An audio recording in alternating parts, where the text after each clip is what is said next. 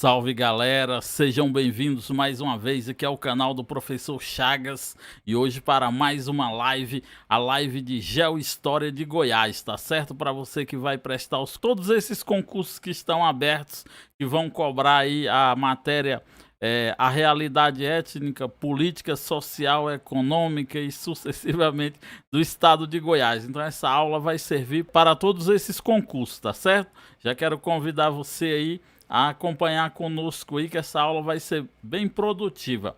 Com ela já vai servir de base aí para você responder bastante questões aí e conseguir uma boa nota na sua prova, tá certo? Uma aula completa, a aula mais completa do YouTube aqui em relação à Geohistória de Goiás é a aula do Professor Chagas. Então fica comigo aí e vamos nessa, tá certo? Já vou compartilhar logo a minha tela aqui com vocês. Então galera, já me segue lá no Instagram, a galera tá se inscrevendo lá em peso, me ajudando a chegar aos 1000 seguidores lá no Instagram. Se inscreve aí no meu canal aí também, tá galera? Deixa aquele like no vídeo. Você que quer também me acompanhar no dia a dia, mais próximo de mim aí, me manda uma solicitação também lá no Facebook. Só lembrando que agora nós também estamos no TikTok, tá galera? Eu criei um TikTok lá também para divulgar o trabalho. Então, em breve eu vou estar colocando o link aqui do TikTok lá, do canal do Professor Chagas. Beleza? Então vamos lá, galera. Olha só, nossa aula hoje, Geohistória de Goiás, né? Estamos aí com a nossa aula aí. Vamos rever quem já assistiu a alguma aula, mas temos informações novas, né? A cada dia aprendemos mais e hoje não será diferente. Então, quando falamos em modernidade, tecnologia, beleza, tradição e devoção, né? Temos aqui o monumento monumento às três raças, né? Que fica na Praça Cívica Dr. Pedro Ludovico lá em Goiânia, que simboliza aí a construção da identidade do povo goiano, né? Representado aí pelo o africano, pelo índio e pelo branco, né? Então, uma das características aí esse monumento direto cai em provas, então já fique sabendo que esse monumento aí é chamado Monumento às Três Raças e fica na Praça Cívica Dr. Pedro Ludovico em Goiânia. Mas para entendermos toda essa contextualização histórica, a realidade étnica, social, histórica, geográfica, cultural, política, econômica do estado de Goiás, precisamos voltar aí, ó, em 1492, com o descobrimento aí do que hoje vem a ser o continente americano por Cristóvão Colombo em 1492. Logo em seguida, né, nós tivemos em 1494 o Tratado de Tordesilhas. Esse Tratado de Tordesilhas dividiu as terras do Novo Mundo aí entre Portugal e Espanha, né? Portugal, Espanha ficando com toda essa parte aqui verde e Portugal ficando com toda essa parte aqui amarela que vai até 370 léguas a oeste de Cabo Verde na África, né? Isso aí gerou vários embates, até o Papa teve que intervir para poder evitar uma guerra entre Portugal e Espanha. E aí foi acordado esse tratado, porém muitas nações ficaram insatisfeitas, entre elas a Holanda, a própria Espanha e a França, que vão depois estarem atacando aí a costa da onde hoje é o nosso Nordeste brasileiro aí, né, fazendo contrabando. Já vão deixando aí nos comentários qual concurso você vai prestar, deixa aí nos comentários de onde você está falando para a gente poder ter aquela interação. Então, galera, esse Tratado de Tordesilhas ele vai gerar uma grande polêmica aí, né? Com essas três nações aí que ficaram insatisfeitas com essa divisão das terras do Novo Mundo aí entre Portugal e Espanha. Logo em seguida, galera, né? Começamos a parte da exploração, né? com a chegada dos portugueses aqui ao território onde hoje é o Brasil, né, em 22 de abril de 1500, né, a princípio eles descobrem as terras, porém eles vão levar 30 anos para começar o processo de colonização. Durante essa primeira parte, esses 30 primeiros anos, vão ser realizadas várias expedições só a título de policiamento aqui para impedir o contrabando que estava acontecendo. Durante esses primeiros 30 anos aqui vai acontecer o nosso primeiro ciclo econômico, que nós chamamos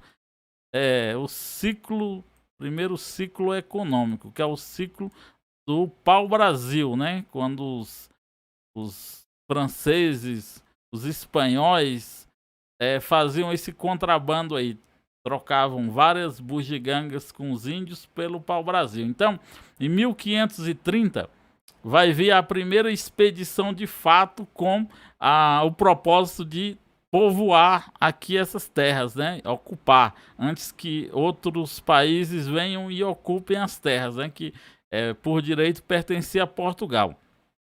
A primeira medida vai ser o quê? Vai chegar aqui ao Brasil, né?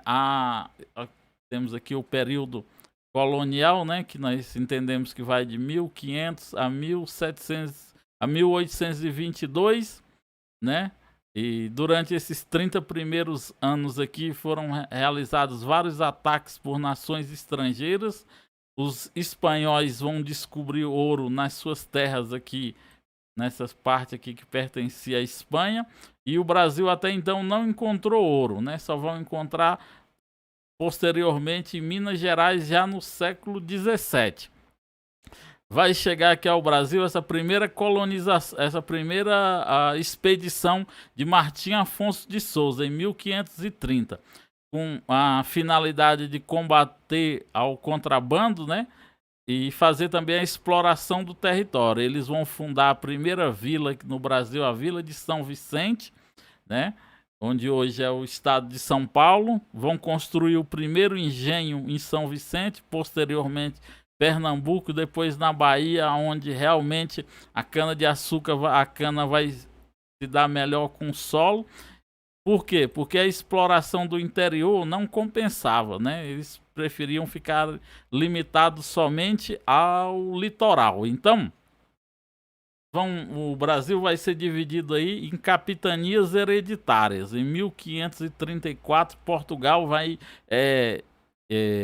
implementar uma política que ele já tinha implementado nas ilhas africanas, né?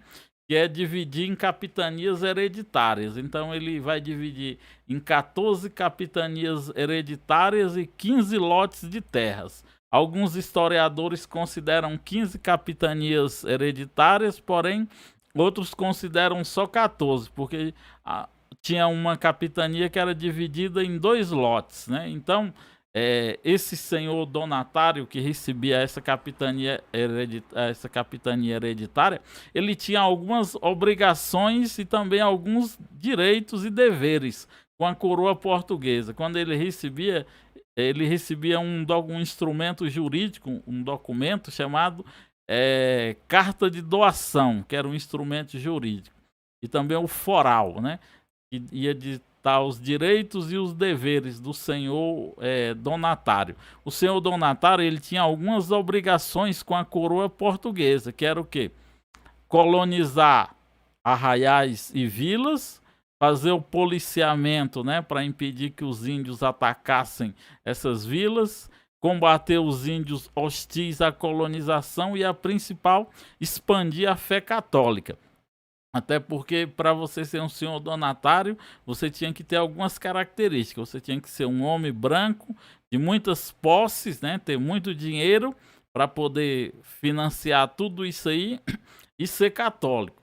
Essas capitanias hereditárias, elas iam sendo subdivididas em outros pequenos lotes, que era chamado de sesmarias, né? Que eram lotes doados pelos senhores donatários a outros poceiros, né? Que iam deter ali a posse daquelas terras, porém a propriedade pertencia à coroa portuguesa. E aí vai começar as primeiras penetrações ao interior, para a caça ao índio, né? Primeiro eles vão tentar escravizar esses índios, aí quando eles veem que não conseguem escravizar os índios, eles vão buscar mão de obra na África, né? E também buscar outras possibilidades econômicas. Aqui vai iniciar o nosso segundo ciclo econômico, que é o ciclo da cana-de-açúcar, né? Que vão ser criados aí os engenhos, então vai começar o primeiro ciclo econômico. O segundo ciclo econômico é o ciclo da cana-de-açúcar. Esse vai durar bastante, né? Esse ciclo econômico aqui, porque tudo se resumia ao litoral, não interessava muito explorar o interior, né? Então, galera, olha só. Já no século XVIII, né, vai ser descoberto ouro nas Minas Gerais, né, em Minas Gerais, no século XVII, né. Vai acontecer vários fenômenos que vão contribuir para que esses bandeirantes venham para que o território onde hoje é o território goiano. Uma dessas primeiras desses problemas sociais vamos chamar de a Guerra dos Emboabas, que aconteceu entre 1707 e 1709. Foi uma guerra entre os colonos brasileiros, né, e portugueses, né, que estavam juntos, contra os bandeirantes paulistas, né? Os bandeirantes paulistas foi quem descobriram ouro, então eles queriam a posse daquele ouro. Porém, a coroa portuguesa vai dar o direito de exploração aos colonos, que veio gente de toda parte da colônia para habitar o território onde hoje é o estado de Minas Gerais, e também muitos portugueses e muitos outros estrangeiros. Então vai haver uma guerra aqui, os bandeirantes paulistas vão serem derrotados e eles vão migrar mais para o centro do Brasil. Em 1718 eles vão descobrir o ouro em Cuiabá, e em 1722 a 1725 vão descobrir o ouro aqui no território goiano. Quando criava essa região mineradora, tinha algumas características que já eram implementadas, né? Vocês viram lá que dividiam a terra em capitanias hereditárias, dividiam as capitanias hereditárias em sesmarias e dividiam também as sesmarias em datas. O que é datas, professor? As datas são pequenas porções de terras destinadas à exploração do ouro, né? Do material, a parte mineral. Tanto ouro, como prata, como diamante e assim sucessivamente. Era criado o que? A casa de fundição. Na casa de fundição, todo aquele ouro era fundido e transformado em barras, onde recebia ali o brasão da coroa portuguesa para poder esse ouro ser comercializado legalmente, e já retiravam o imposto português, né, que era o famigerado quinto. 20% de todo o ouro que passava pela casa de fundição era tirado aí já esse quinto. E aí eram construído o organograma de poder, né? Então eles construíam a administração portuguesa, ela criava primeiro as vilas, né? Os arraiais, depois as vilas, e ia estabelecendo ali uma hierarquia de poder. Então era criado aí o organograma de poder na região mineradora. Tinham 4 atores principais aí que faziam parte dessa exploração aí. Tínhamos o superintendente de Minas, né, que era como se fosse o governador ou o prefeito. Tínhamos aqui o ouvidor-mor, que representava a justiça. Tínhamos o capitão-mor, que era o responsável por fazer a defesa dos arraiais e das vilas. E tínhamos o provedor-mor, que era uma espécie de secretário de finanças que trabalhava aqui, ó, na casa de fundição, fazendo essa parte de tirando ouro que pertencia à coroa portuguesa, tá certo? Então, depois, logo após a Guerra dos Emboabas, né, em 1709, vão ser criadas as capitanias de São Paulo e a capitania de Minas Gerais. Até então ainda não existia Goiás, tá certo?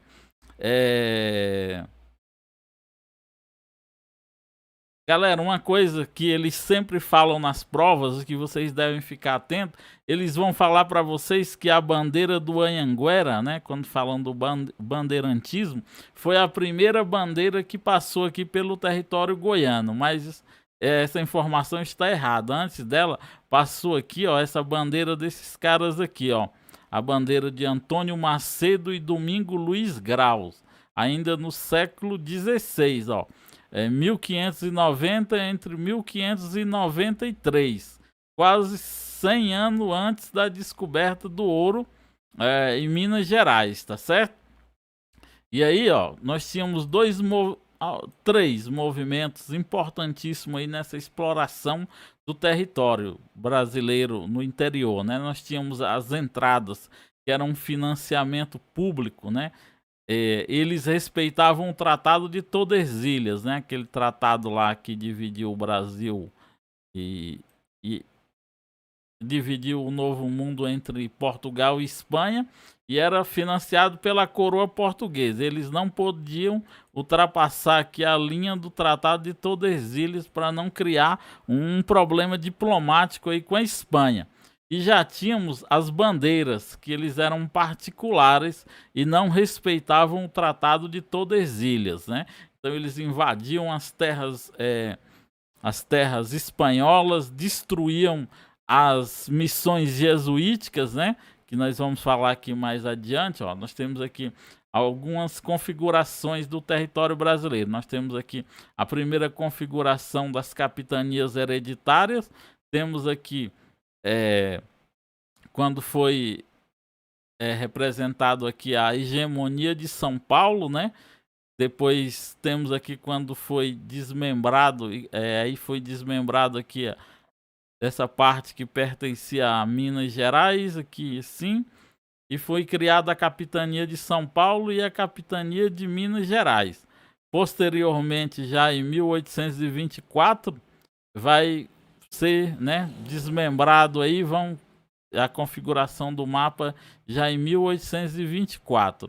Mas antes foi desmembrado aqui em 1749, Goiás vai conseguir a sua independência. E ele vai se tornar uma capitania independente, e juntamente com Mato Grosso. Vejam que São Paulo vai perdendo aí a sua hegemonia. Toda essa área que pertencia ao território de São Paulo vai ser desmembrado em vários outros estados. Estão vendo aqui, ó? Então, e aqui nós temos a configuração do Brasil conforme a Constituição de 1988, né? Já com a criação do estado do Tocantins, com a transformação dos territórios federais, né? Que foram transformados em estados e assim sucessivamente. Mas antes, galera, nós precisamos falar do período pré-colonial. Professor, o que é esse período pré-colonial? O período pré-colonial, galera, foi um período que aconteceu antes da chegada dos exploradores, né?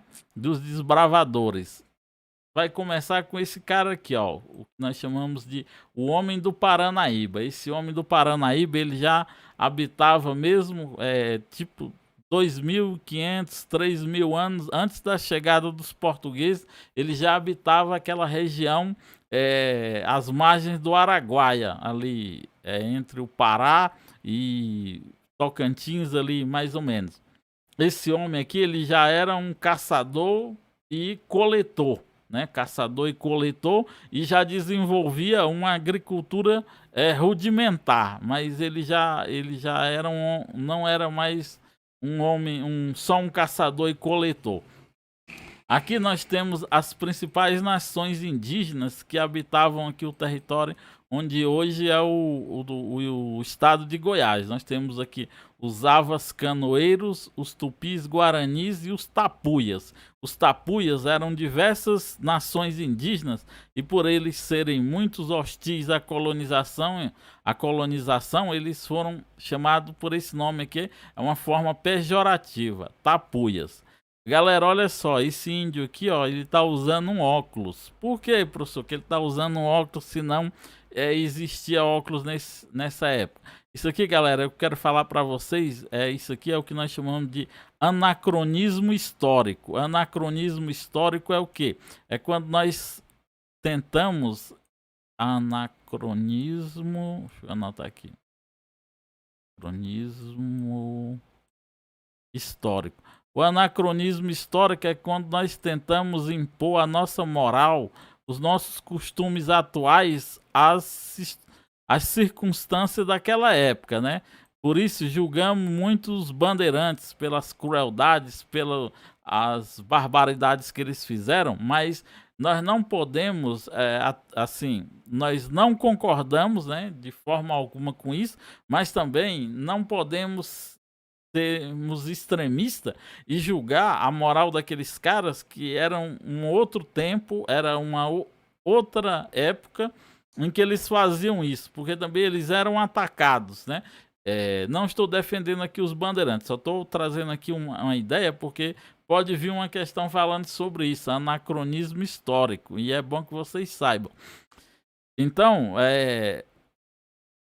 temos essa mania de rotular os bandeirantes somente como vilões, né? Tipo, ignoramos tudo o que nós somos hoje foi graças a esses caras que desbravaram o Brasil e tornaram esse país maravilhoso, cheio de problemas sociais, mas que, em uma certa maneira, ele é um país maravilhoso em relação a vários países aí, cheio de guerras, furacões e assim sucessivamente. Então, isso é o que é o anacronismo histórico, quando nós atribuímos a nossa moral e os costumes de hoje e tentamos julgar, fazer um juízo de valor com o que aqueles caras pensavam naquela época, tá certo? Então, já existiam, antes das chegadas dos bandeirantes, dos colonizadores, já existiam o que nós chamamos de ações antrópicas. Professor, o que é ações antrópicas? Olha só. Ações antrópicas. Isso aqui já caiu, inclusive. A banca Aroeira gosta de cobrar muito essa parte. As bancas, elas estão cobrando agora novos temas que ainda não foram. Quem fez a prova de Lusiânia viram lá que antrópico. Ações antrópicas.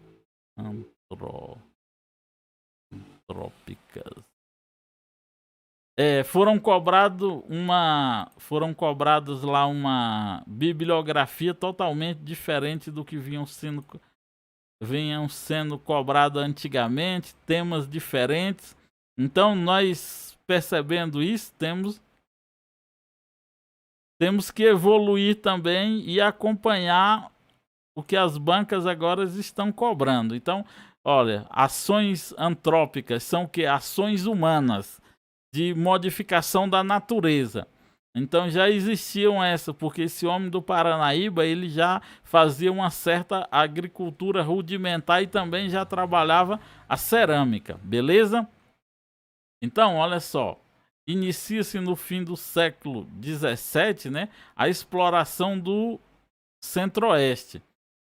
Vai haver aí a decadência do sistema econômico da cana-de-açúcar. Temos aqui algumas imagens dos engenhos, né, e da mão de obra africana que eram trabalhados aí nesses engenhos.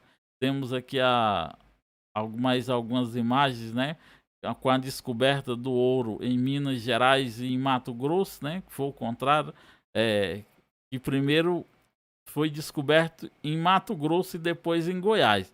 Aí nós temos aqui uma imagem aqui como que era a extração do ouro nas datas, né? E temos aqui falando da Guerra dos Emboabas, que foi essa guerra que fez com que os os bandeirantes paulistas fossem derrotados e migrassem mais para o interior do Brasil, onde vão descobrir o ouro aí em Mato Grosso em 1718,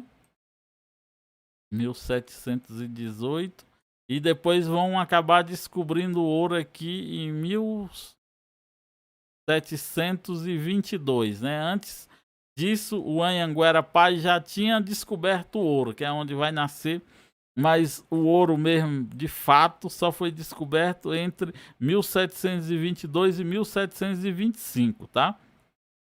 Aí nós temos aqui, galera, que cai muito em prova é vocês saberem esses conceitos das bandeiras, tá? Ó, nós temos aqui, deixa eu ver, é isso mesmo.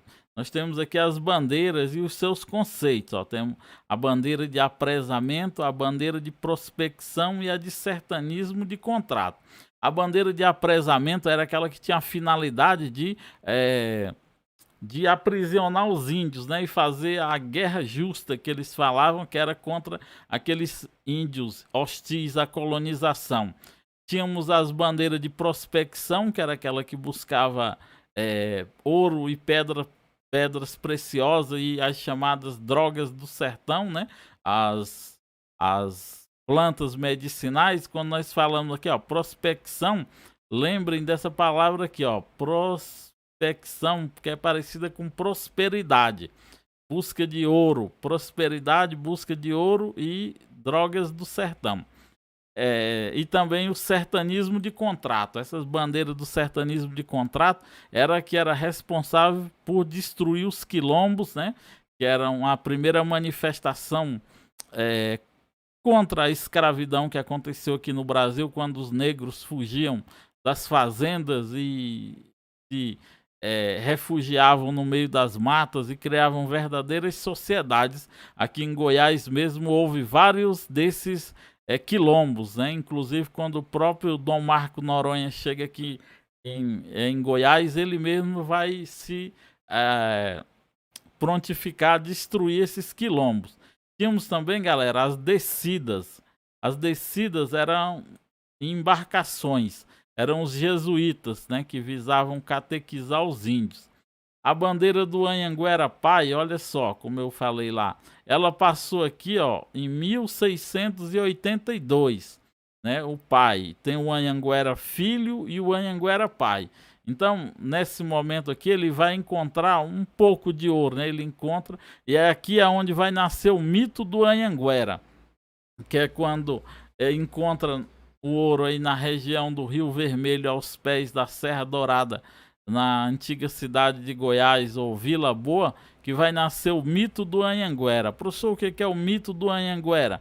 É que o Anhanguera, ele vai colocar o fogo, né? Ele vai colocar a cachaça numa tigela e colocar fogo nessa cachaça e, tipo, ameaçar os índios, dizendo que se eles não mostrassem onde tinham as minas de ouro, ele ia tocar fogo em todas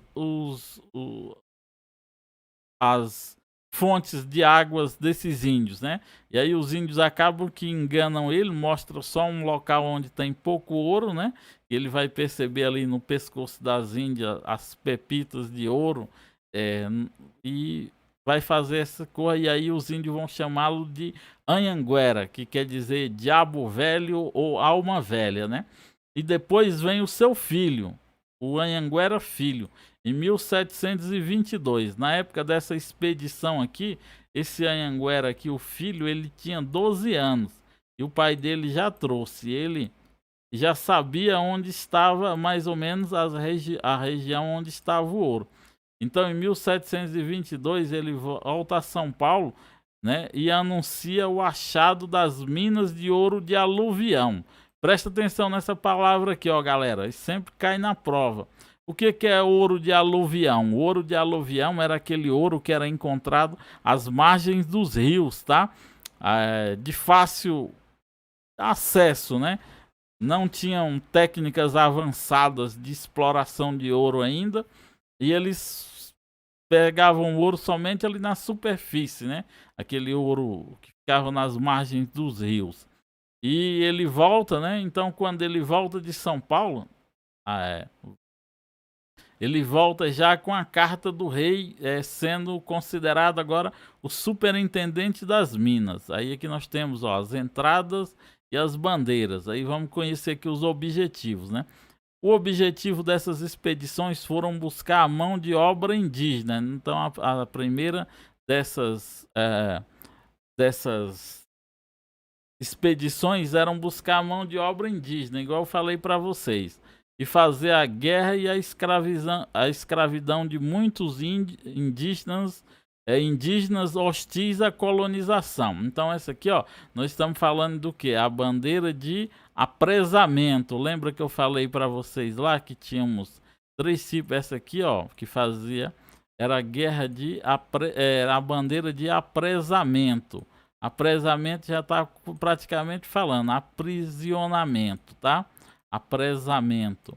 E ainda seguindo aqui o conceito das bandeiras, nós temos uma outra bandeira aqui, ó, que era essa que localizava e destruía os quilombos formados por negros e indígenas fugidos dos núcleos coloniais, né? Que aqui nós estamos falando de quê? Das bandeiras de sertanismo de contrato, tá? Presta atenção porque eles, na hora da prova, quando eles cobram esse conceito aqui, eles botam um conceito errado e dizem que é um outro conceito. Aí se você não conhece o que é a bandeira de apresamento, o que é a bandeira de sertanismo de contrato, o que vai acontecer? Você vai acabar errando as questões. E nós tínhamos uma outra bandeira que buscava por metais preciosos, né? Que nós estamos falando da bandeira de prospecção, aquela bandeira que buscava prosperidade, riqueza, tá certo? Presta atenção aí nesses conceitos. Prospecção.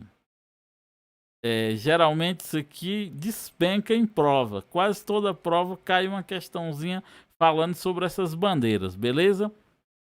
Então, ó, o Bartolomeu Bueno da Silva, o pai, ele encontra com os índios da tribo Goiá, ou Goiáses, né? Ao avistar as índias ricamente adornadas com chapas de ouro, colocou fogo em uma tigela e ordenou que os índios lhe indicassem a procedência do metal, ameaçando atear fogo nos rios e nas fontes. Daí foram denominados, ó, eu falei lá do mito do Anhanguera, Anhanguera, que em tupi, ó, quer dizer diabo velho ou alma velha. Presta atenção também que já caiu em prova perguntando o que significa. Aí as pessoas geralmente, as que não moram em Goiás, acabam que erram essa questão, beleza?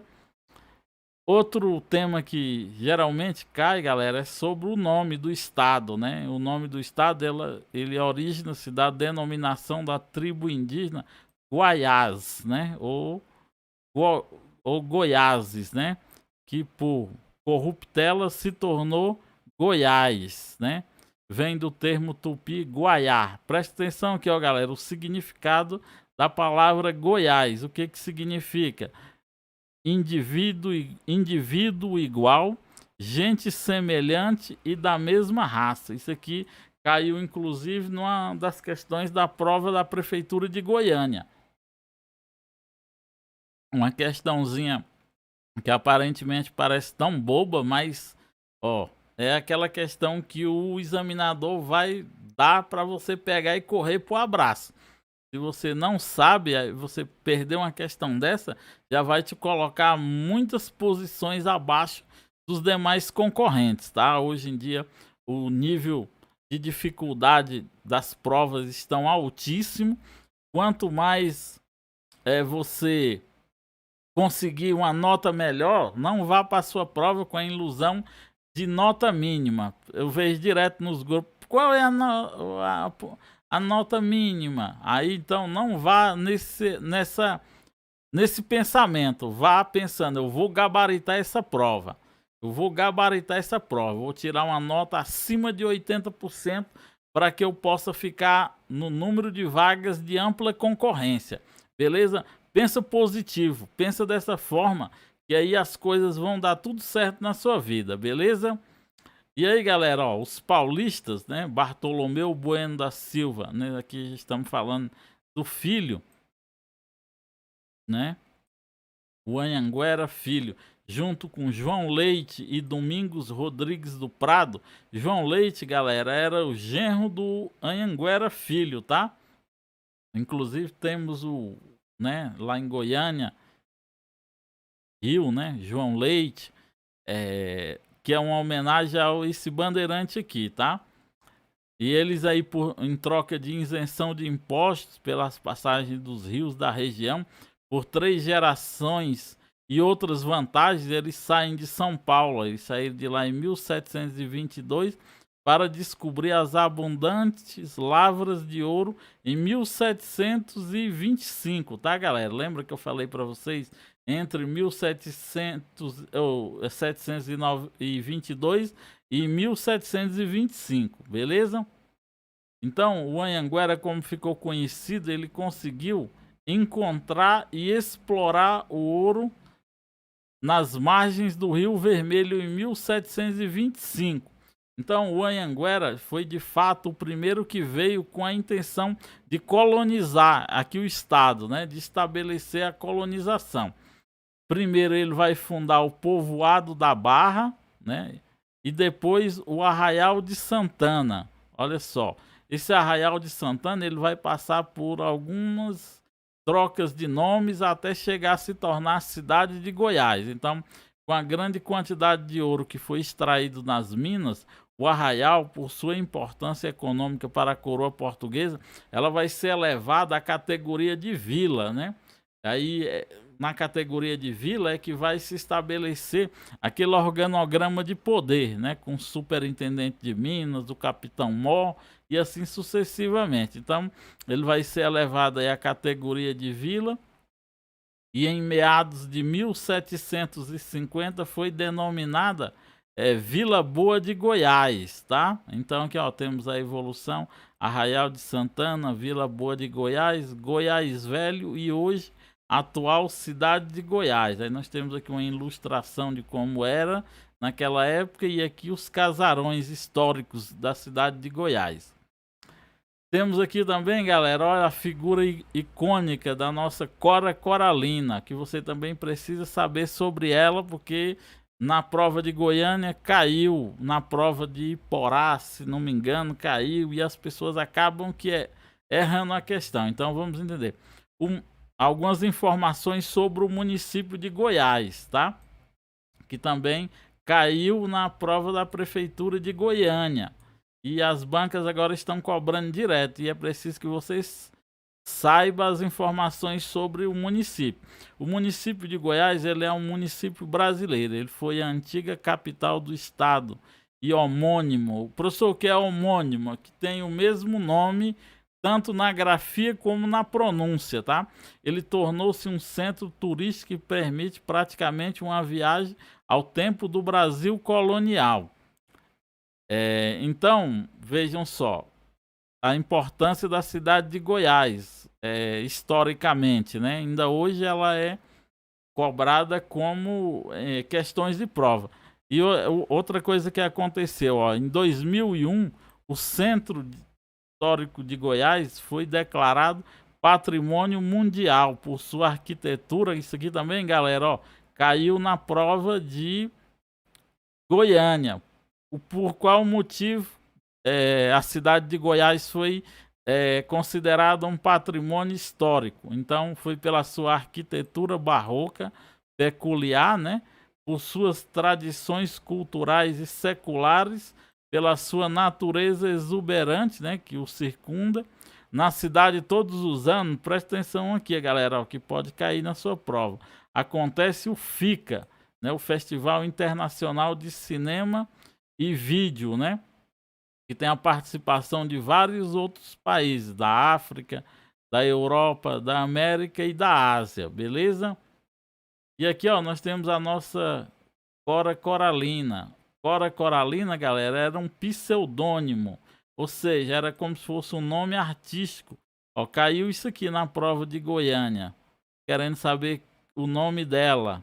Presta atenção, ó, Ana Lins dos Guimarães Peixoto Bretas, da cidade de Goiás. Ela nasceu em 1889.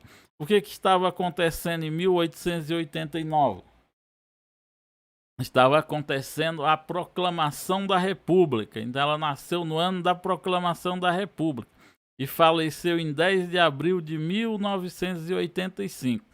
Cora foi poetisa e contista brasileira, considerada uma das mais importantes escritoras brasileiras. Olha só, que nós devemos tomar como exemplo para a gente seguir na nossa caminhada rumo aos concursos públicos e conseguir a nossa estabilidade. Olha só, Cora, ela só vai conseguir lançar o seu primeiro livro quando ela já tinha quase 76 anos de idade. Aí você reprovou em uma prova, tá aí com 27 anos, 30 anos, 40 anos e acha que tudo acabou. Não, ó, vamos nos inspirar na nossa saudosa Cora e seguir a nossa caminhada. Se nós reprovarmos, vamos continuar na batalha, estudar. Como a professora Delma sempre fala, vamos rever, né, ligar os pontos, como dizia Steve Jobs. Só podemos ligar os pontos olhando para trás, ver quais os erros nós cometemos para tirarmos aquela nota mediana, aquela nota medíocre que nos tirou da classificação e traçar uma nova estratégia até conseguirmos a nossa tão sonhada aprovação nos concursos públicos, tá, galera? Às vezes as pessoas, hoje eu recebi algumas mensagens, as pessoas, professor, o salário é muito baixo, o salário é pouco, não sei o quê. E eu sempre falo, galera, é melhor ganhar menos e trabalhar para o estado, para o município, do que você ganhar mais e trabalhar na iniciativa privada e a qualquer momento você acabar sendo mandado embora, perdendo seu emprego. Agora, na época da pandemia, aconteceu uma coisa interessante. O que foi?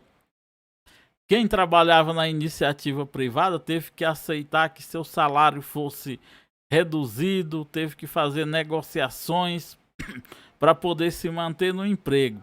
Quando foram mexer com os servidores públicos, o Superior Tribunal Federal falou que não, com os servidores públicos não é para mexer nos salários deles.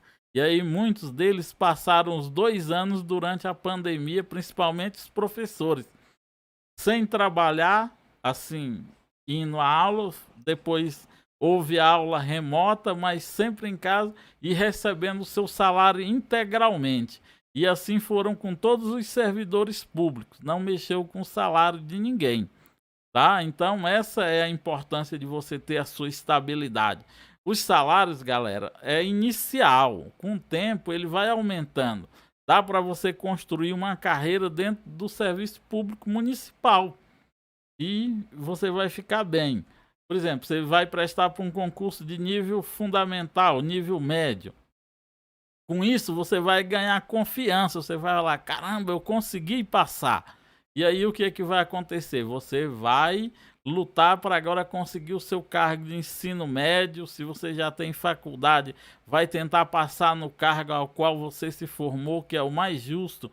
Como eu e a professora Delma sempre falamos, se você se formou em uma universidade ou numa faculdade, você tem que viver daquilo que você dedicou 4 ou 5 anos estudando. Sim, Marivândia, a live vai ficar salva sim, depois você assiste, tá certo?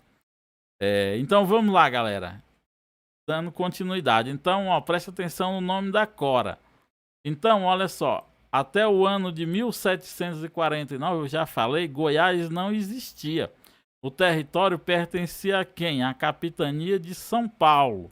Lembra que eu mostrei aqui, ó? Aí aqui tá, dividiu aqui Minas, né? E depois Goiás, desculpa, galera. Aí depois Goiás, Minas,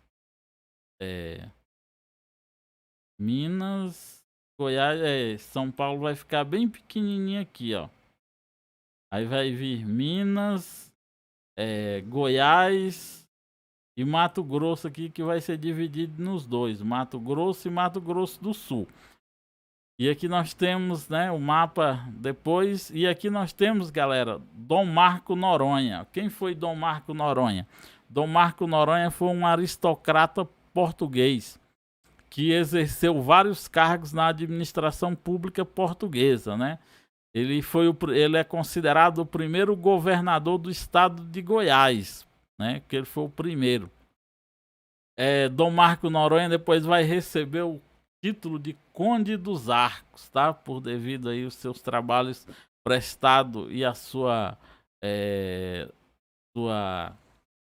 lealdade à coroa portuguesa, ele vai ser agraciado aí com o título de Conde dos Arcos. Então, ó, as informações importantes aqui, ó, é isso aqui, 749, 750, a independência de Goiás. Agora nós vamos falar sobre a formação econômica. Já falamos sobre a formação do território, agora sobre a economia goiana. Então, no século XVIII, ó, 1722, 725, vai acontecer, e a partir de 1750 vai começar a acontecer a decadência da produção do ouro. A maior parte da população passou a se dedicar às atividades agropecuárias. Então, por eles não terem desenvolvido uma outra forma de economia concomitante à mineração, vai trazer grandes problemas para a capitania posteriormente. Por quê? Porque a capitania vai ser esvaziada, né? Aquelas pessoas que só sabiam mexer com ouro, elas vão migrar mais para o litoral, algumas vão voltar para o litoral, outras vão migrar mais ali para dentro do Pará, por Amazonas, à busca de novo ouro. E Goiás vai fazer o caminho inverso. Os outros estados, enquanto começavam de forma urbanizada, né? E depois começava de forma rural e depois se tornava um estado, uma capitania urbanizada. Aqui vai ser o contrário, vai começar com a urbanização e depois vai haver a decadência, né? Vai voltar ao modelo rural. Então é isso, o estado então se tornou um dos principais, né, com o tempo, polos agrícolas do Brasil. No mesmo século ocorreu a expansão de uma rede urbana do estado, por meio do êxodo rural e da instalação dos meios produtivos nas cidades. Nós vamos entender mais adiante. Então, vamos falar também, ó, desse aqui, o movimento separatista, que é muito cobrado em provas, tá, galera? Então, ó, no início do século XIX, 1816, Goiás é obrigado a ceder a área de seu território às províncias de Maranhão e Minas Gerais. Então eles vão pegar uma parte aqui que era pertencia a Goiás, que era o Triângulo Mineiro, e uma partezinha aqui, ó, que pertencia também a Goiás e vai ser transferido para o estado do Maranhão pelo alvará, né, de 1809. Então o norte é desmembrado da ouvidoria da sede de Vila Boa. Então vai acontecer uma divisão aqui, ó, galera. Que vai ser chamado, o que nós vamos chamar de a comarca do norte. Aqui é o norte e aqui é o sul, né? Então vai haver essa divisão aqui.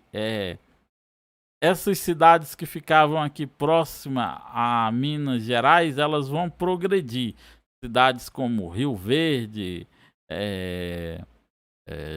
e outras cidades, né, vão desenvolver por Minas Gerais ter se tornado um polo econômico, e também mais adiante pela chegada da estrada de ferro, né, que vai começar por aqui assim, Araguari, Minas Gerais, e vai chegar primeiro até Anápolis, aqui em Anápolis, né, e depois em 1950 em Goiânia, né? E depois ela vai seguir aqui a norte e sul até o estado do Pará. Então, olha só, vai ser dividido aqui em duas comarcas. Ao criar essas duas comarcas, galera, também vai ser criado, preste atenção, isso aqui também já foi alvo de prova. Vão ser criados a duas casas de fundição, tá? Casa, vou botar aqui, de fundição. Tinha uma em São Félix, a casa de fundição de São Félix. Isso aqui já foi prova várias vezes, tá, galera? Presta atenção. Uma de São Félix e outra de Vila Boa, tá? A casa de fundição de Vila Boa. Depois ele volta de novo e fecha essa casa de fundição aqui de São Félix e continua só uma, porque já não existe mais ouro. Então, olha só. O norte é desmembrado da ouvidoria sediada em Vila Boa e constituindo-se uma comarca com sede em São João das Duas Barras. O isolamento leva a desligar-se paulatinamente do sul, vinculando-se comercialmente ao Maranhão e ao Pará. A tendência é de secessão. O que é secessão, professor? Separação, né? Separação. Então, eles têm uma tendência a quererem se separar, né? Se tornar um estado independente, essa parte. Que só vai acontecer depois em 1989, né? Com a Constituição, que vai ser criado o estado do Tocantins. Mas a ideia já começa a vigorar a partir daqui. Então, já é latente, após a Revolução Constitucionalista do Porto. A Revolução Constitucionalista do Porto foi a que aconteceu em Portugal, quando a burguesia tomou o poder, né, e colocou o rei só como uma espécie de ornamento, mas quem mandava era o primeiro-ministro, né? Inclusive, um deles fez várias modificações aqui no Brasil, que foi o Marquês de Pombal, né? Expulsou os jesuítas, mexeu nas escolas aqui no Brasil e assim sucessivamente. Então, que chegou ao conhecimento dos goianos em 24 de abril de 1822, o movimento separatista eclode. Então, vai haver esse movimento separatista, né? Juízes, pessoas influentes vão querer separar. E aí o próprio José Bonifácio, que era o conselheiro do imperador, vai intervir para que não haja separação. E aí acabam que não acontece essa separação naquele momento, tá?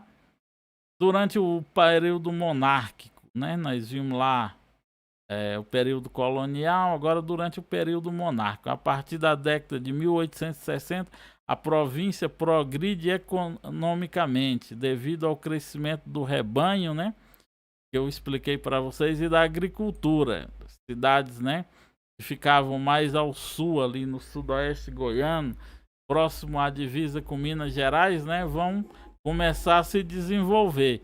E aí vai começar as primeiras indústrias, né, a agroindústria, para processar essas matérias-primas, né, com a fabricação de tecidos, existindo aproximadamente já em Goiás nessa época 1555 tear, né? Aqueles para poder coisar o algodão, processar o algodão. E o implemento agrícola de ferro são fabricados em Formosa. Durante o movimento de independência do Brasil no século XIX, não alterou o quadro social e econômico, né, de Goiás. Alguns grupos oligárquicos se destacaram durante o período imperial e permaneceram no poder até as primeiras décadas do século XX, né? Famílias como os Bulhões, os Fleuris, os Caiados, né? No ano de 1818, por carta régia de Dom João, Vila Rica, né? A Vila Boa de Goiás vai se tornar a cidade de Goiás, tá, galera? Então, vai acontecer nesse período aí um fenômeno que nós chamamos de o coronelismo. Vai nascer a gênese do coronelismo, que vai acontecer bem antes do período monárquico. Vai acontecer no período que nós chamamos o período regencial, que vai de 1831 a 1840, quando Dom Pedro I abdica do trono e volta para Portugal, né, para se tornar o rei de Portugal, e deixa o seu filho ainda menor. Então vão passar vários regentes, né, que por o rei, o príncipe herdeiro não ter a idade para assumir o trono, uma pessoa governava por ele. Então durante a regência trina, né, e posteriormente a regência do Feijó, que é um cara também que teve uma regência, Feijó, o padre Feijó, que foi de 1835 a 1837, eles, nesse período vai ser criado o que? A Guarda Nacional. Anota isso aí, galera. A GN, a Guarda Nacional. Essa Guarda Nacional era um braço armado, né, para manter e conter as revoltas, porque durante essa período regencial houve muitas revoltas, tanto separatistas como revoltas nativistas. Professor, explica aí a diferença, revolta nativista, revolta separatista. Então, quando falamos em separatista, estamos falando separação. Lembram que nós vimos no slide anterior? Só que aqui nós estamos falando de separação nacional, se tornar países independentes. E as revoltas nativistas eram aquelas que reivindicavam somente, igual essa revolta que aconteceu aqui em Tocantins. Era uma revolta nativista, eles não queriam se separar do Estado brasileiro e se tornar um país independente, eles só queriam se tornar um Estado independente e eles mesmos gerirem o Estado. Então, essa é a diferença do Estado do Estado da revolta separatista para a revolta nativista. Então, vão surgir aí essa Guarda Nacional, né, que vão nomear. Ela não é uma guarda militarizada, né, não é do Exército. Os regentes simplesmente nomearam pessoas aí de 18 a 60 anos como coronéis, como soldados, né? Geralmente esses donos de terras detinham um exército particular de jagunços, então esses caras vão começar a usar uma farda.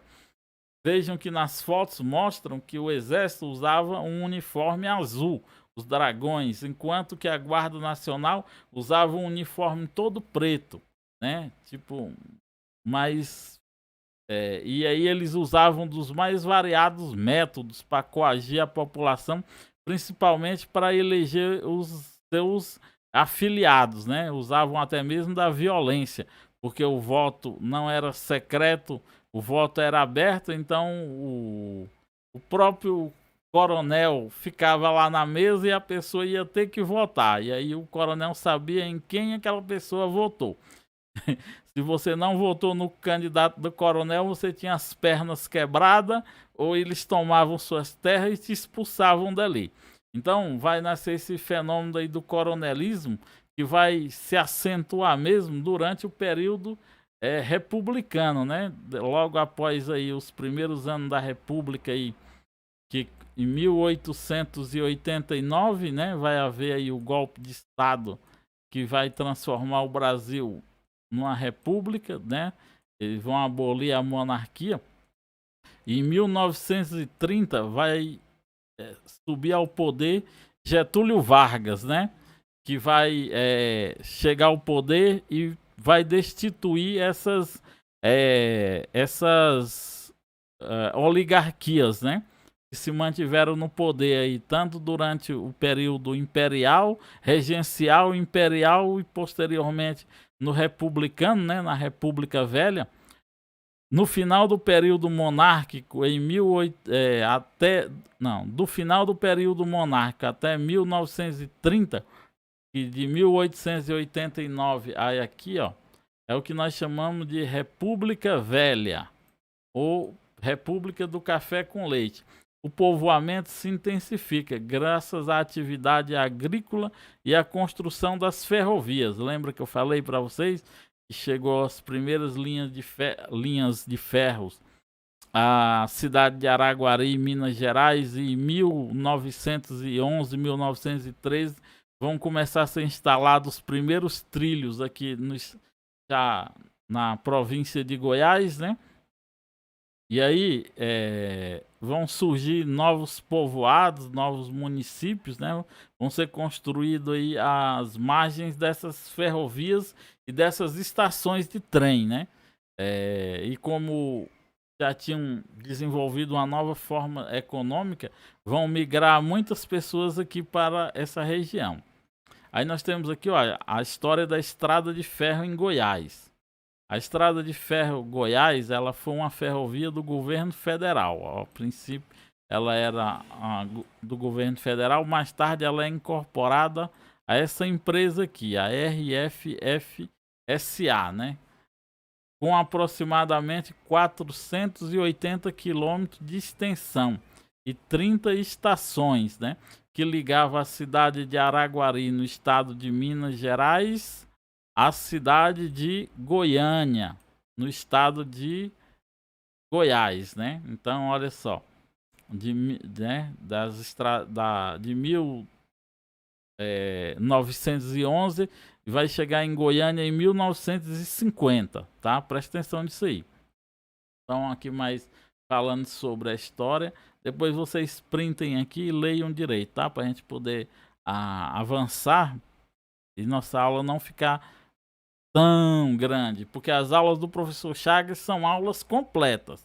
Se você não aprendeu aqui, cara, você não vai aprender em lugar nenhum. Porque a aula de 10, aula de 5 minutos não vai fazer você chegar a lugar nenhum. Você tem que ter toda essa profundidade aqui que eu tô te passando aqui para você conseguir responder as questões. Teve as questões agora, acho que foi de Castelândia. Se você visse o nível de dificuldade das questões, até eu tive dificuldade de responder, tá certo? Então print aí, dê uma lida e vamos avançar. Então vai haver o ideal de mudança, né? Então, ó, logo que Dom Marco Noronha chega aqui na província em 1749, ele já tem a ideia de transferir a capital de Vila Boa para um outro local mais ao norte, porque ele considerava ali uma região muito de difícil acesso. Em 1830 já cogitou também a possibilidade de transferir a capital da província. Já na Constituição do Estado, olha, presta atenção nisso aqui, galera. Na Constituição do Estado de 1891 é que já vem expresso, ó, no seu artigo 5º, a menção oficial de transferir a capital da província para o norte do território. Galera, se cair na prova falando assim, ó, no artigo 5º da Constituição de 1891 já estava escrito que ia transferir para Goiânia, tá errado, tá? Porque ainda não existia a ideia de Goiânia. O que existia era a ideia de transferência mais para o norte, mas a cidade de Goiânia, nós vamos ver posteriormente, ela vai ser escolhida esse nome através de um concurso que aconteceu em um jornal, beleza? Então, ó, o plano de então levava em conta a necessidade de povoar as regiões mais próximas aos rios Tocantins e Araguaia e vinculava-se também vinculava-se também com o projeto de um sistema de hidrovias, o qual permitiria a ligação da província tanto ao norte via Pará quanto ao sul via São Paulo. Galera, agora vamos falar da Revolução de 30, que vai ser decisivo aqui para o nosso estado, né? Então, durante a Revolução de 30, o que vai acontecer? Foi um movimento armado, liderado aí por esses 3 estados, ó, Minas Gerais, Paraíba e Rio Grande do Sul, que culminou com um golpe de estado conhecido como o Golpe de 30, e depois o presidente da República, Washington Luiz, em 24 de outubro de 1930, e impediu a posse de Júlio Prestes e pôs fim à República Velha. Então, nessa época da República Velha, existia o que nós chamamos a República do Café com Leite, né? Que era uma alternância de poder a nível federal de Minas e São Paulo. Numa eleição era um presidente mineiro, na outra eleição era um paulista, e eles iam revezando assim sucessivamente. Até que quando chegou a vez de Washington Luiz indicar o presidente da província de Minas Gerais, ele indica o presidente da província de São Paulo. Professor, mas por que província? Não é estado? Então, galera, o estado só vai acontecer depois da Constituição de 1934 com Getúlio Vargas, que ele vai dizer, não, estado, eles eram chamados presidente da província de Goiás, presidente da província de São Paulo e assim sucessivamente. Então Getúlio Vargas vai dizer, presidente só existe um, o presidente da República, que sou eu, e vocês são governadores de estado. Aí vai mudar para estados membros. Existe o estado brasileiro e os estados membros, beleza? E aí vão depor o Washington Luiz e impedir a posse de Júlio Prestes, que tinha derrotado de forma corrupta, né? Houve uma corrupção nessa eleição para eleger o Júlio Prestes e não dar posse ao presidente da província de Minas Gerais. E aí vai haver essa luta armada, eles vão depor o presidente e Getúlio Vargas vai subir ao poder em 1930, com a intenção de logo em seguida realizar umas eleições. Só que Getúlio Vargas ele vai ficar postergando no poder para não entregar o poder. Aí vai haver a Revolução Constitucionalista em São Paulo, né? Vai haver uma guerra civil no Brasil. E aí os paulistas vão serem derrotados nas armas, porém politicamente eles vão saírem vitoriosos. Getúlio Vargas, galera, o período Vargas ele é dividido em 3 períodos, tá? O governo provisório, que vai de 1930 a 1934, o governo constitucional, que vai de 1934 a 1937, e o famigerado Estado Novo, a ditadura Vargas, que vai de 1937 a 1945, beleza? Então, durante esse período aqui, né, Getúlio Vargas vai nomear um médico goiano aí, Pedro Ludovico, né? Em Goiás foi nomeado Pedro Ludovico, um político que havia lutado na Revolução de 30. Ele também vai se opor fortemente contra as oligarquias goianas, principalmente aí os Fleury, os Bulhões, em especial os Caiados. E uma das medidas para tirar o poder da mão dessas oligarquias é o quê? Mudar a capital do estado, de cidade para uma outra localidade, né? Para tirar o poder da mão desses caras. E aí vai acontecer o quê? Getúlio Vargas vai depor todos os governadores de estado eleitos e nomear interventores. Pedro Ludovico foi o único que ficou os 15 anos do período Vargas no poder. Aí vão derrubar o Vargas. E aí Pedro Ludovico vai ser eleito senador, depois eleito governador de Goiás. E aí depois que Getúlio Vargas é deposto, vai ser eleito o general Gaspar Dutra. E depois, posteriormente, Getúlio Vargas volta novamente como presidente, eleito popularmente, né, no voto. E aí até o momento em que suicidaram ele. E aí Pedro Ludovico vai continuar à frente aqui agora como governador eleito. Primeiro ele vai fazer essa transferência da capital.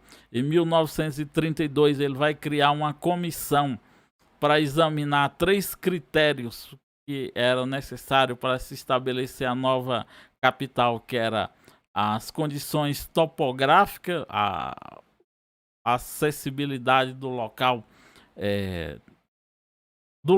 né, através de terras de fácil acesso, as questões climáticas e a questão hidrográfica, né, que é de rios, se tinha muita água no local.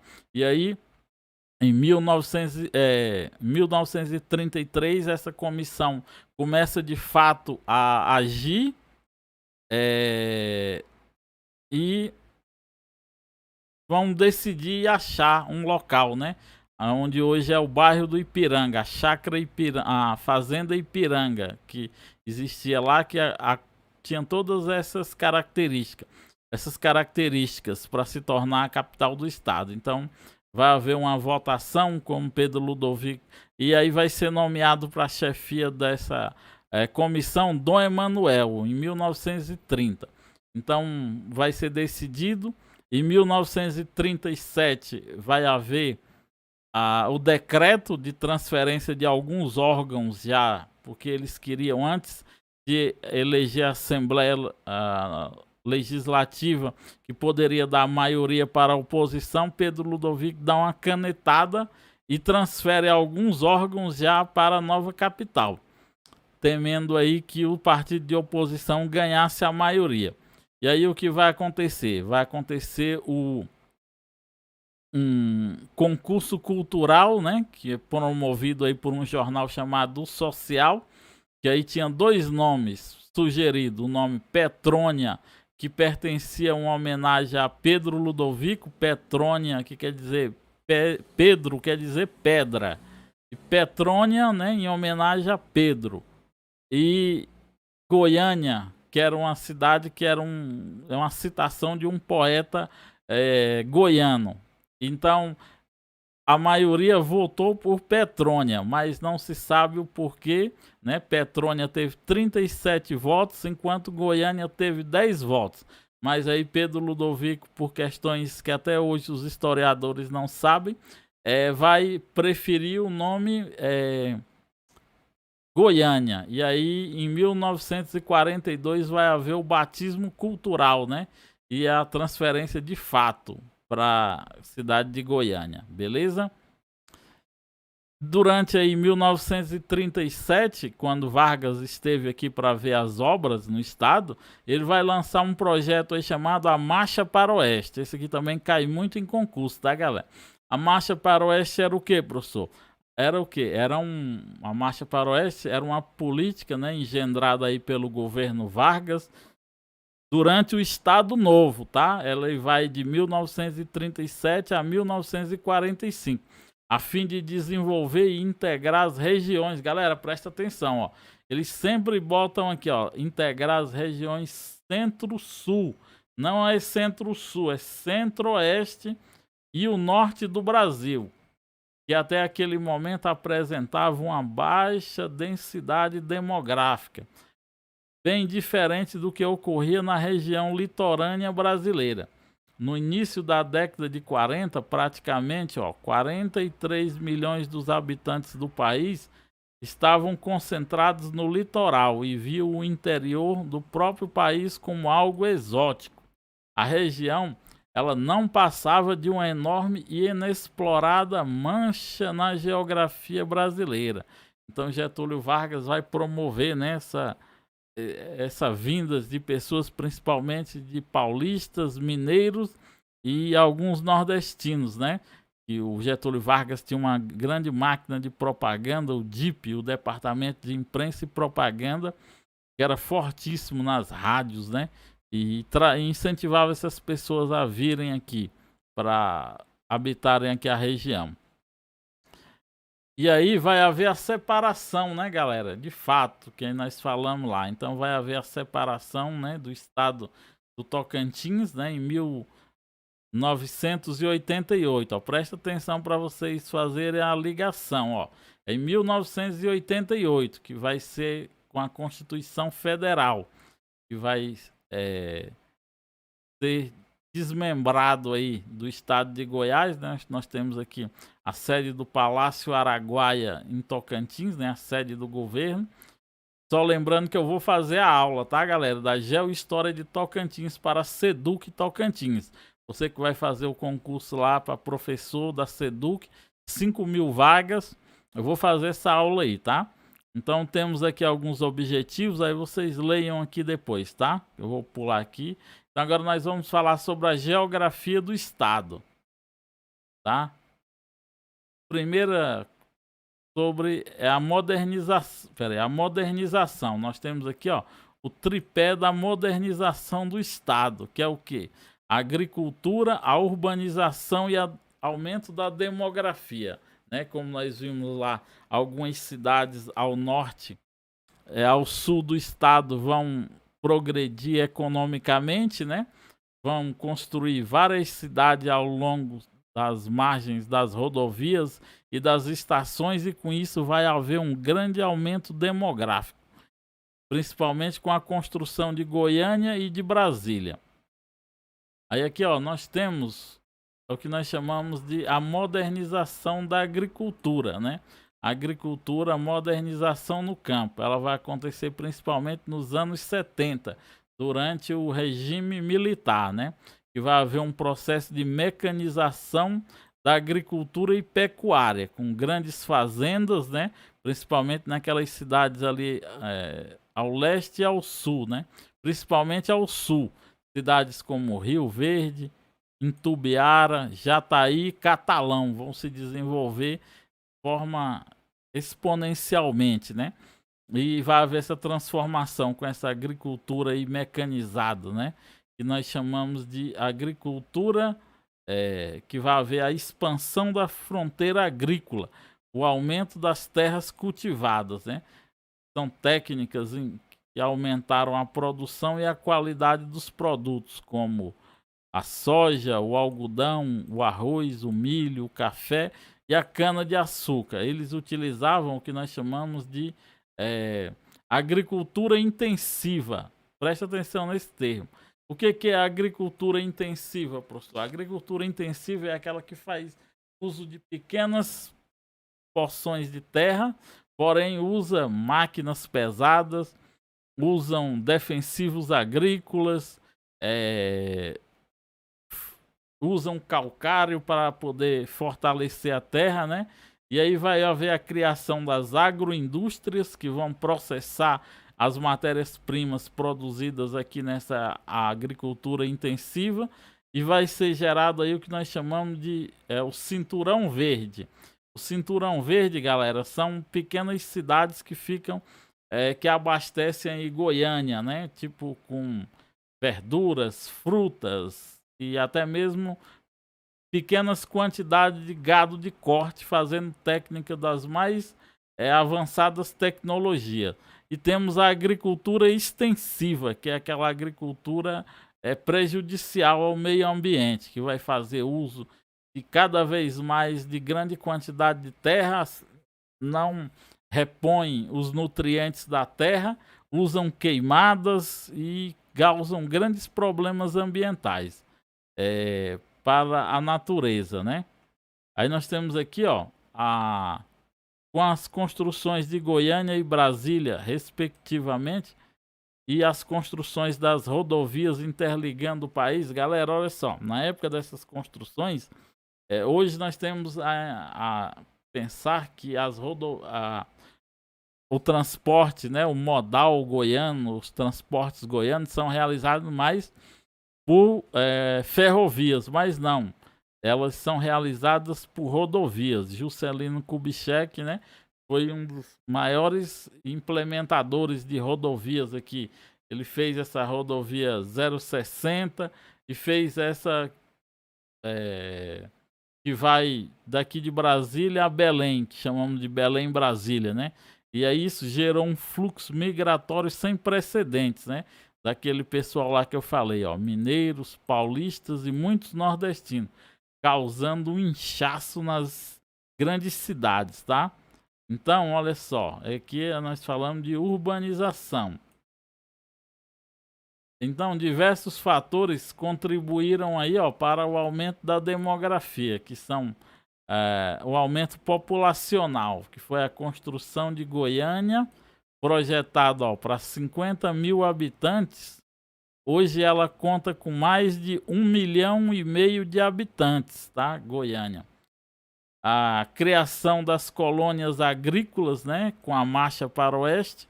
As colônias agrícolas foram distribuições de terras que aconteceram principalmente em séries, que aí vai gerar várias cidades ali, Rialma, Rianápolis, aquelas cidades que vão crescer ali próximo ao Vale do São Patrício, beleza? E aqui, ó, nós temos os dados, né? Segundo o IBGE, nós ainda não temos o nosso censo de 2020, que seria realizado, porém, devido aos problemas aí com a doença, ainda não aconteceu, está acontecendo agora, mas em breve serão divulgados os quantitativos. Então, Goiás está localizado na região centro-oeste, sua capital é Goiânia. Goiânia conta com mais de 1.500.000 habitantes. Goiás tem uma área populacional aí de 340,242 quilômetros quadrados, segundo estimativas de 2019 do IBGE. Goiás hoje detém uma população de mais de 7.200.000 habitantes, né? Conforme os novos dados forem divulgados, ó, nessa estimativa de 2021 já tinha 7.206.589 habitantes. O seu PIB é de 208,672 bilhões e ocupa aí entre a nona e a 10ª economia. O seu PIB per capita, quando pega a quantidade do PIB e divide pela quantidade da população, dá uma renda aí de R$ 29.732, colocando aí o Goiás como a 11ª economia. Tem uma densidade demográfica aí de 17,65 pessoas vivendo por quilômetros quadrados, considerado baixa. O clima aqui em Goiás é predominantemente tropical. Ó, quando fala predominantemente é porque existe algumas outras partes que não são totalmente tropical, né? Temos o tropical de altitude, temos o tropical de altitude e temos o tropical úmido, né? Que temos em Goiás, mas o que predomina é o tropical, beleza? Só se citar as regiões específicas. Mais ao sul é o tropical de altitude, né?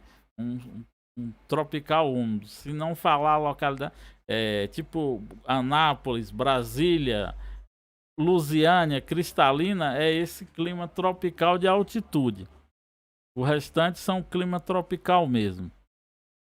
Aí, ó, o estado de Goiás, ele está localizado na região centro-oeste e faz divisa com Mato Grosso, Mato Grosso do Sul, Tocantins, Minas Gerais, Bahia e internamente, ó, ele faz fronteira também internamente com o Distrito Federal.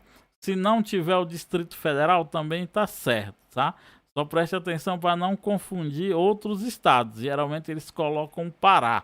Aí por fato de o Pará já ter sido feito divisa com Tocantins na época que era Goiás, as pessoas têm a tendência a errar. Já caiu em provas e muitas pessoas erraram.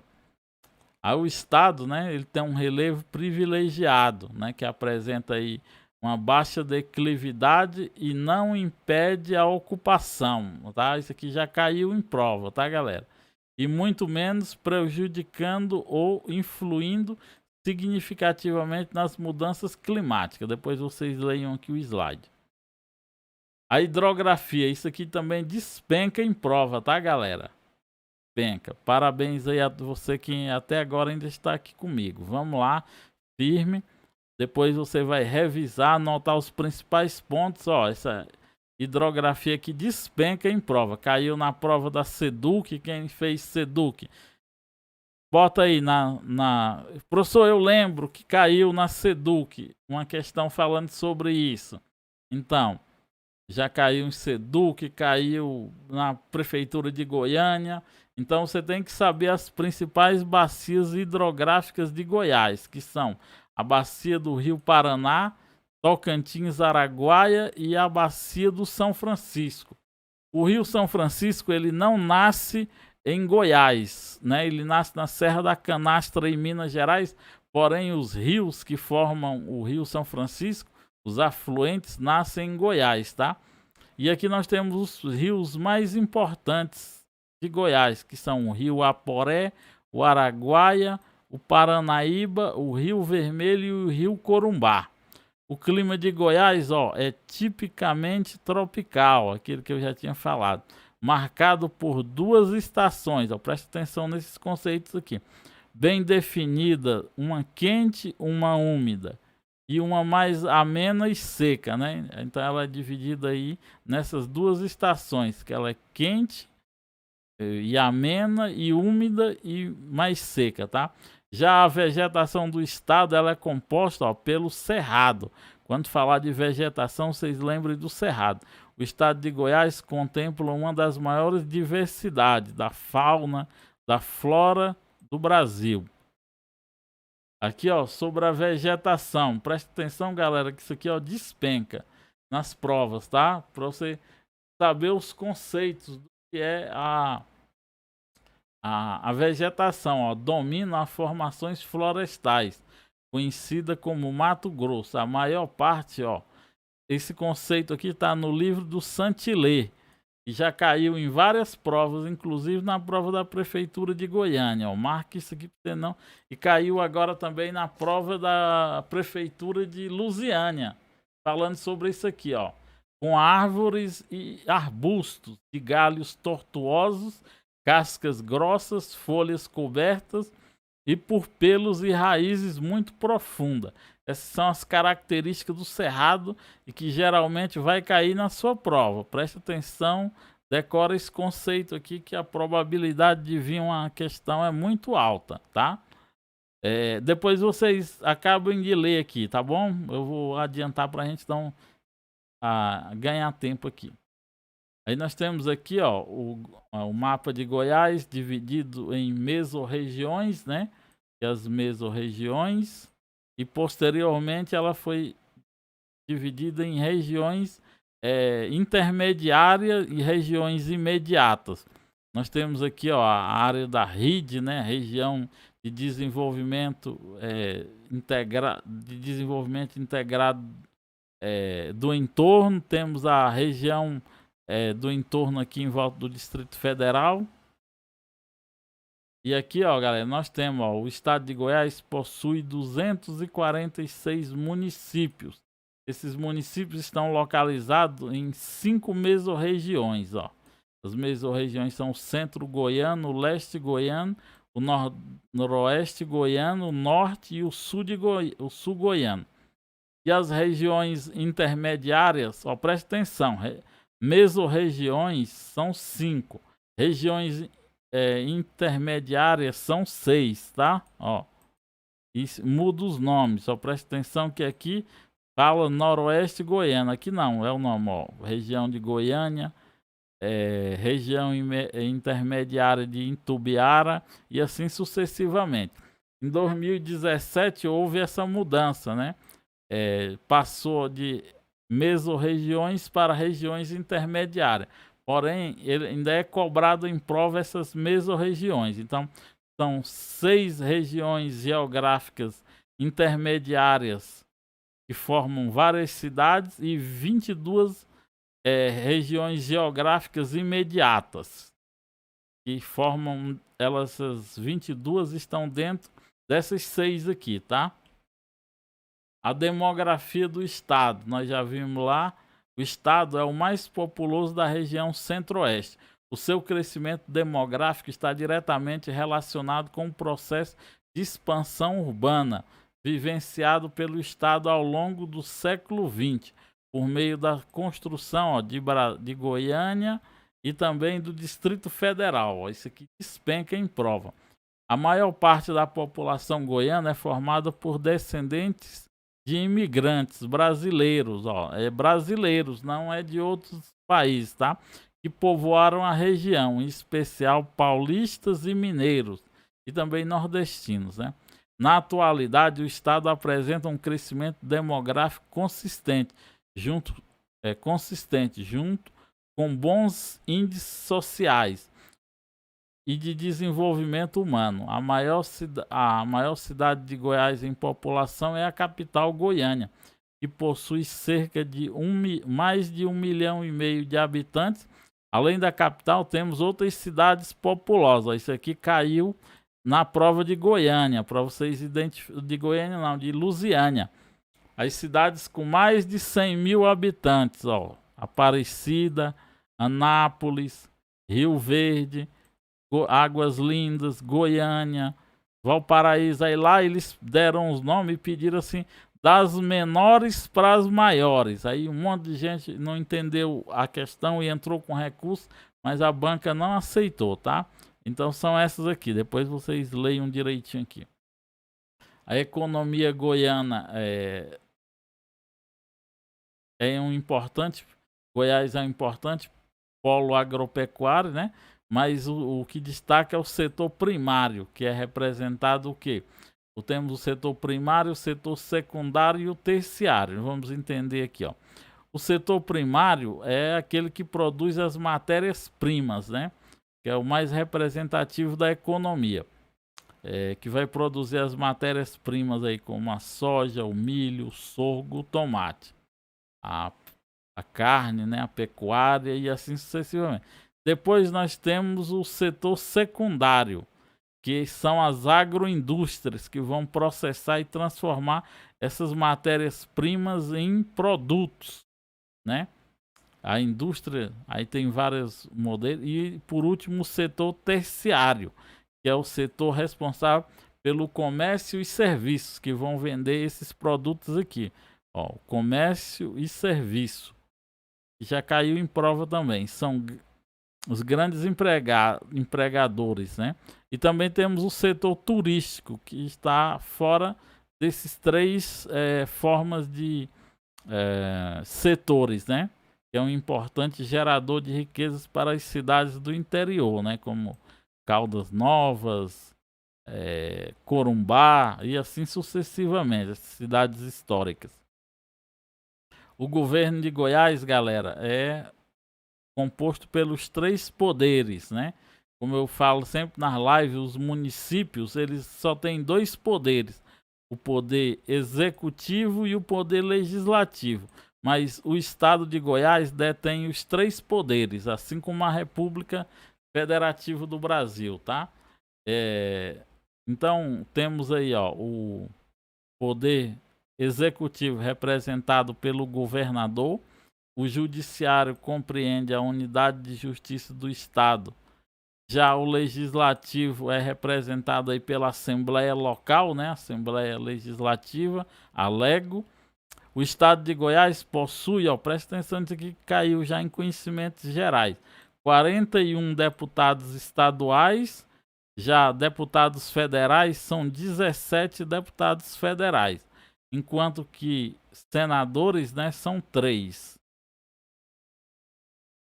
Aí nós temos aqui, ó, uma ilustração, ó, temos a LEGO, né, o Poder Legislativo, 41 deputados, temos o Poder Executivo com o governador e seus secretários, e temos o Poder Judiciário, que é composto por 35 desembargadores.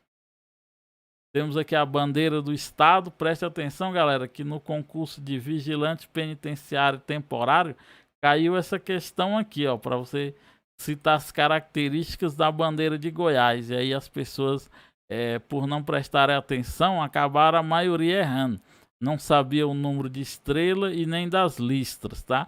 Então, ó, são listras verdes. 1, 2, 3, 4. Enquanto amarelas também são 1, 2, 3, 4. São 4 listras verdes e 4 amarelas. Temos um retângulo com 5 estrelas brancas, um retângulo azul com 5 estrelas brancas, né, dentro, e 4 grandes e uma pequena ao meio, né? Então, no concurso de vigilante penitenciário temporário, acho que foi de 2019, se não me engano, caiu essa questão e as pessoas acabaram errando. A infraestrutura de Goiás, né? O estado de Goiás possui uma boa infraestrutura de transporte e energia, telecomunicação e serviço, o que permite o desenvolvimento de diversas atividades, né, pela população. O principal modal, ó, presta atenção, galera, fala modal, não é modão goiano, modal é transporte, é o rodoviário, não é o ferroviário, tá? E aí nós temos o grande abastecimento de água e energia abrangente, né? Caiu uma questão falando sobre essas hidrografia, essas barragens, essas hidroelétricas nos rios, né? Na prova da SEDUC. E é muito interessante isso aí, vocês darem uma aprofundada melhor. Nós temos aqui, ó, sobre a cultura de Goiás, né? Temos aqui, ó, as Cavalhadas de Pirinópolis, a festa de Nossa Senhora do Rosário em catalão. Essa festa de Nossa Senhora em catalão, ela é conhecida também, galera, como Congadas, tá? Se cair falando que a festa de Goiânia de catalão Congadas, tá certo, tá? Temos a procissão do fogaréu na cidade de Goiás e a festa do Divino Pai Eterno em Trindade. Uma coisa que eu quero que vocês prestem atenção, que já caiu direto isso aqui, galera, é que existe a festa do Divino em Pirinópolis, tá? Só que lá é festa do Divino Espírito Santo. Quando falar festa do Divino Espírito Santo, estamos falando de Pirinópolis. Quando falarmos de festa do Divino Pai Eterno, estamos falando de Trindade, tá? Aí aqui nós temos ainda mais sobre as influências culturais goianas. Eu quero ressaltar aqui só sobre a culinária, que é bom vocês, principalmente quem não mora em Goiás e vai fazer prova aqui, conhecer mais sobre essa culinária. Já caiu questões diversas falando sobre essa culinária goiana, tá? Preste atenção nisso aí. Temos aqui também, galera, depois vocês vão lá e pesquisem, ó, sobre o Parque da Chapada dos Veadeiros, que as bancas estão cobrando bastante sobre isso, tá? Depois você vai lá no Instituto Chico Mendes, né? Esse aqui, ó, Incebios, Instituto Chico Mendes, e dá uma lida sobre a Chapada dos Veadeiros, tá? Você ficar por dentro, não perder uma questão. Depois você vai lá também, ó, ainda falando da Chapada dos Veadeiros. Agora, ó, o Parque Nacional das Emas também, tá? Dá uma pesquisada aí sobre isso. Para vocês ficarem bem por dentro. Também tá lá, ó, no Instituto Chico Mendes. Bota aí no Google e dá uma pesquisada para vocês saberem mais sobre esse Instituto Chico Mendes. E aqui a importância do Parque das Emas, para vocês lerem, tá? Depois.